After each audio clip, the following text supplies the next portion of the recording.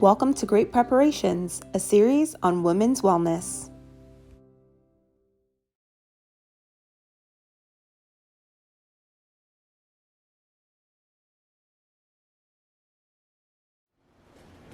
Hello everyone. Welcome to the conversation. Today we will be discussing parenting through the pandemic with Nicole Grant Williams. I literally just smacked like the whole hell out of your shoulder. It's alright. I'm used to your abuse. It's okay. Oh my goodness. And Tish Torres of Project Fruition. Welcome to the conversation. We are going to get started with how do you explain to your children what is happening? yeah, I mean, for me explaining, I only have to explain to one kid because the other one is a baby, so he doesn't get it anyway. But explaining to my older son, he's really smart and he's very intuitive. So I think that when we started locking down and he couldn't go outside and play with his friends, we had to explain that there are germs in the air that are causing people to get sick. And, the way that we best protect ourselves is just by staying in the house and limiting our interactions with other people.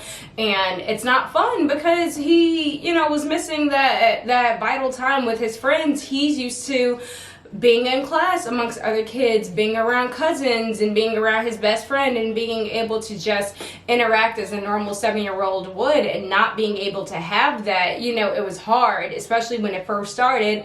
When you're 7, you don't want to play with your parents all the time. We're boring as hell to a 7-year-old. So, we are finding new ways to keep him engaged and just to help him not feel as if he was on an island by himself. Luckily, the pandemic started to lessen the impacts that we were seeing this summer. So it's not over, obviously, but this summer, some of those restrictions were lightened up, and he was able to see his best friend again and see cousins, and also being, safe and social distancing and wearing masks. But it was rough because he had his 7th birthday during the pandemic, and when we would normally throw a big birthday party, it was a Zoom party. So that was rough, but I know we weren't the only set of parents that were navigating this with a kid, his age. So what were some of the questions that Aiden was asking, if any, as it pertains to the changes that are going on? Why? His question is, why is this happening? Why are the germs there? Why do we have to go through this? And that's hard to explain to a 7-year-old because adults don't know why this is happening. That's a big conversation for adults to be happening, about the pandemic reaching the point that it has, the boiling point that we're at now. A lot of people are asking why. As adults. So that's really, really hard for a 7-year-old to wrap their brains around it. And it's just, for us, was just saying, baby, we don't know why, but these are the steps that we can take to protect ourselves. And we, sometimes that's just how things happen. See, it's interesting because typically, well, at least in the Western society that we live in, there's very little room for a direct understanding of or respect of the unknown, right? Unless it pertains, even as it pertains to quote unquote death, right? There's an unknown factor there, but we don't address it. You know what I mean? We don't kind of incorporate it or have conversations about it until it actually happens. Right. Whereas some other cultures and societies, especially in the East, that's part of the balance. There's life and death. So it's kind of incorporated into everything. So there's a little bit more of a nuanced, if not direct or clearer understanding of the unknown. Right. And in this particular situation, we're dealing with a virus that is unknown in terms of it's a virus and how viruses in general operate, but the unknown of, okay, so it's mutating differently, and how do we handle this? Because we've never lived through a pandemic. You know what I mean? In our, I don't think even in our parents, maybe. I think it's been hundreds of years. I don't know. We'll have to do some research on that. I know. In my 33 years, we lived through 9/11, war, pandemic. So, Yes. so like the people our age, like we've lived through a lot, but this is new to us, and now we're the ones to explain this to our children when we hadn't lived through it, and we can't even turn to our parents and say, so when y'all had a pandemic, because they didn't, most likely. So They didn't. yeah, They didn't. it's rough. So in terms of gaining a better understanding of the unknown, right? Yeah. How would you, or are there things that you would want to incorporate into everyday lifestyle or even in parenting, so that way Aiden has a better understanding of like how to navigate unknowns, you know what I mean, as he gets older? Yeah. So I think a lot of that comes into Brett and my belief that we are very open people to accepting things we don't know.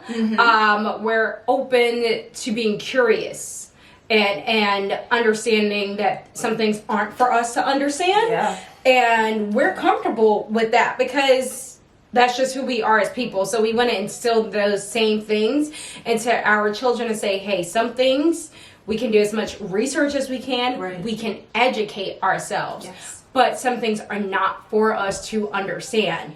And as a people, we need to be okay with understanding, like, you know, in the case of a pandemic, we may never know why, but it's more important to pivot and figure out how to navigate than to get stuck in the why instead of getting stuck in the how to fix it. And so that's what we want our children to take with them into their adulthood. Is not to get hung up on the why, but more so what you do next with what the information you have and what you do with a deck of cards that's in your hand. You have to play it somehow. So it's to play it smartly instead of getting hung up on, I don't have this card, I don't have that card, I could do this if I did, but I don't. So how do I win? Yes. Yes. How do I figure this out? Yes. Our kids are going to be great card players. Boom. Yes. Strategy. Yes. Strategy. All right. So pivot in the vein of pivoting, right? So that's how we go about explaining what's happening. So let's talk about the how. Let's talk about the how it's being navigated. So first and foremost, let's talk about how, as a parent, balancing work and children during a pandemic. How? So let's start with this. I was gonna say, we still trying to figure out how. So let's start with, okay, so what is your current like work situation? Let's start there first. Okay, so prior to the pandemic, I was in the city a lot. Right. I was in the city pretty much every day. I just worked out a schedule where I wasn't in the city on Fridays. I live in New Jersey, so the city is New York, for those that don't know. Yes. So I was commuting back and forth, and Aiden was in school, and the baby was with my aunt, who was his caretaker while Brett was at work. Brett also works in New Jersey. So both parents were out of the house, one kid in school, one kid still a toddler. So now the way we pivoted is Brett has had to go back to the office. He's a vital employee at his job and they need to be there. Right. That's the way his office is set up. I have a little bit more leniency where they know that I'm a mom, and as soon as the pandemic kicked off, I was able to come to the people that I ladder up to and say, I'm not comfortable with commuting to the city. I can still do my job effectively at home. And then luckily 2 days later, everybody started working from home. So I got the approval, and then everybody else was like, bro, I'm not coming back to the office anyway. Yep. So the way it stands is, at home, I work my job. I'm a doula, so I'm in and out of the hospitals working with clients, and I'm also the primary person who's helping my child with his online schooling. He is homeschooling. We're not sending him to the school because I have the flexibility of being in the house, and we want to take as less risk. Fix that. As less risk as possible. So as many precautions. That's where you were going. That's where I was with you. I was with you. As many precautions as possible, and as less, interactions that we have with people on a daily basis. So he's at home, and I'm helping him log into class while still maintaining my meetings. Yeah. And I have meetings all day. I'm constantly in meetings. I'm also constantly emailing, constantly on phone calls. And his class schedule is, class break, and then I still have the baby. So it's a constant juggle of my work, his work, making sure the baby's not getting into anything, and the house is still in order in terms of it's still standing. It's still standing. It's still Nothing's standing. on fire. That's the biggest portion. Is my house still standing? And it's clean enough for us. Right. Can we manage everyday living in here? All right, we're managing. So that's it. It's really there is no clean schedule. There's no clean go-to. It's just taking it day to day, surviving week to week, and it's hard because I think people need to realize these kids still have full school schedules with school work. So even though they're at home, they still have work. And obviously, if you're 7, you've never held a laptop. You've never typed anything in, which means when it's time for you to log in, I have to go log you in every class. And that could be in between one of my meetings. So it's a juggling act. And I know I'm not the only parent facing it. Some moms are at home. Some dads are at home right now. So it's a constant juggling act. And I think we would definitely be remiss to not mention the fact that some people do not have the ability to work from home. Yes. And sometimes those are essential employees who also have to navigate into the quote-unquote danger zones or the red zones that are hospitals and healthcare facilities, or they're first responders. And, you know, they're trying to do their best to make sure that they're taking as much precaution as possible while doing their job to get their paycheck to make sure that their families are okay. And then having to come home and essentially literally wash all of that off and leave that quote unquote outside to then spend time with family and decompress, hopefully, that way. So just want to acknowledge the fact that of privilege that it is to have a job that allows you to be able to work, not just you, but like in general, to be able to either work from home or maybe be able to only go in a couple days a week, versus people who have to still go to work who are probably not salaried. Right. Who are hourly employees that, you know, every single hour they have to clock in at a certain time and clock out. And how they have to navigate figuring out childcare in the time of a pandemic, especially if their village, right, isn't able to step in as how they normally would. For example, like if you know, people's mothers or grandmothers would kind of like step in. Typically, being in the older population, there are a lot of, you know, pre-existing conditions that are there, and they just can't risk it. Right, and they can't risk it, and it makes sense. And so it's like, well, then who are the babysitters of the pandemic? Like, that's a question that I would love to have answered. Especially, you know what? I can answer that because one of my really good girlfriends is a director at a daycare. Yes. So, you know, the daycares are still open. You know, they're not shutting down because essential employees have to make that tough decision to bring their children to the daycares. And the daycares are doing everything that they absolutely can to protect these children and to take precautions. And I know just from speaking with her personally, when the pandemic hit, they did start working from home a little bit. Obviously, you couldn't have the kids, but they still needed to keep up the daycare. But when they were coming back to the office, they couldn't bring back all of the teachers, which means you can't have all of the kids back in the classroom. Capacity maximums were really restricted because you can't have all the babies in the class, but also you can't have the staff that you did.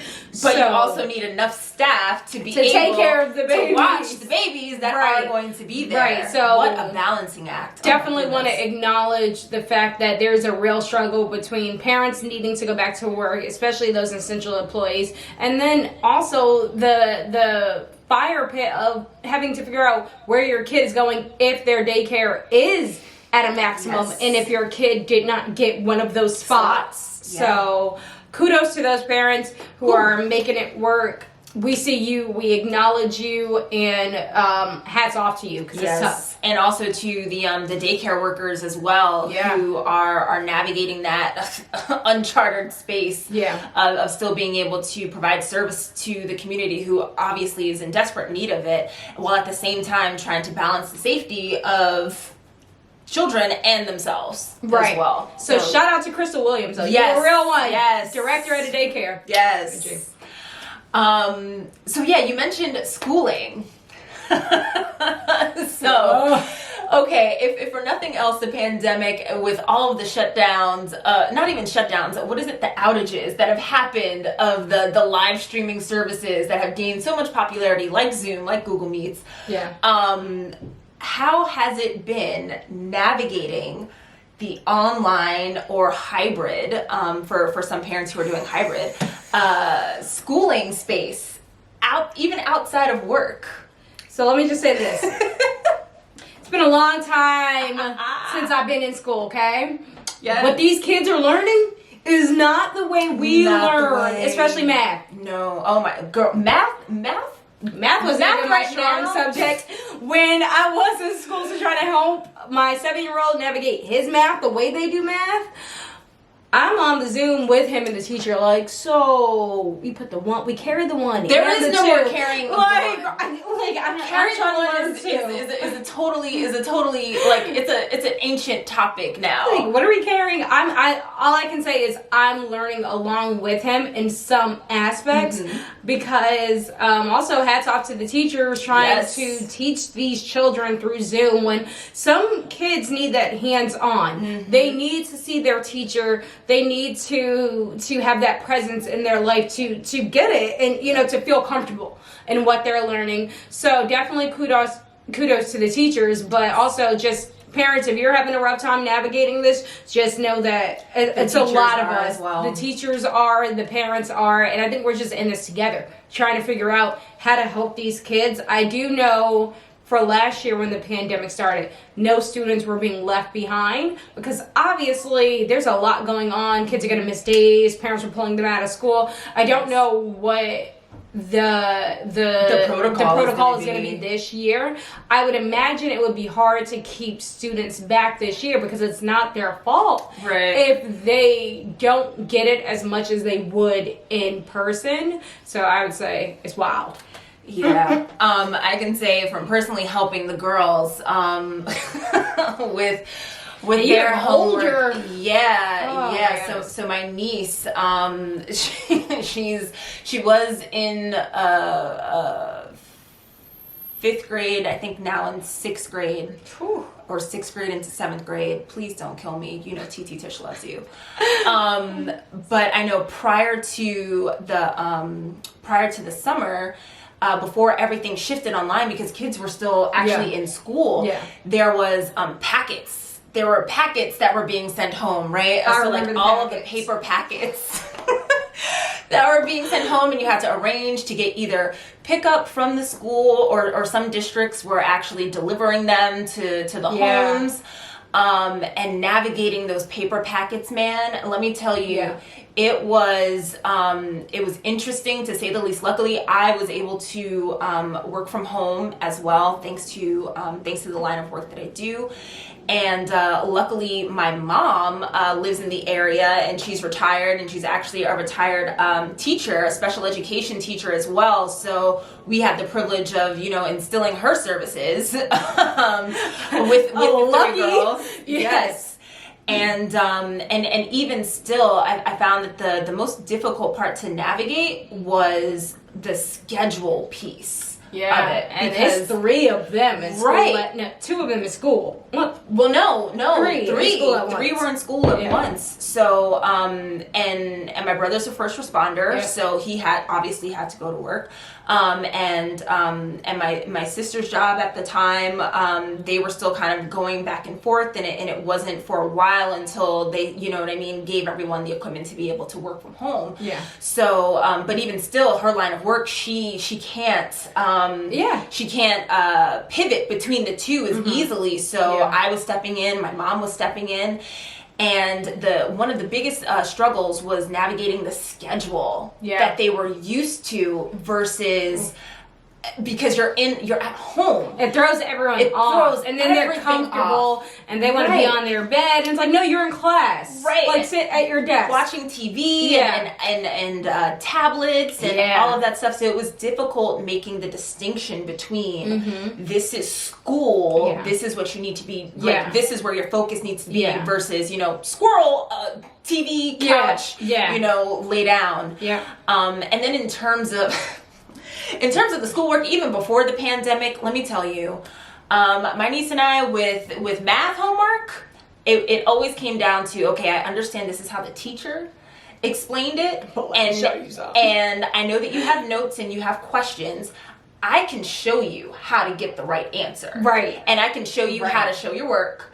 And then when you go into school the next day, you can ask them again for a little refresh, because Titi Tish, Wella, like, we don't have it. Like, we don't have it in that way. Yeah. We can help you get the answer, but we don't have it that way. Us born in the 80s, we're not doing the work the same way. These kids are doing it now.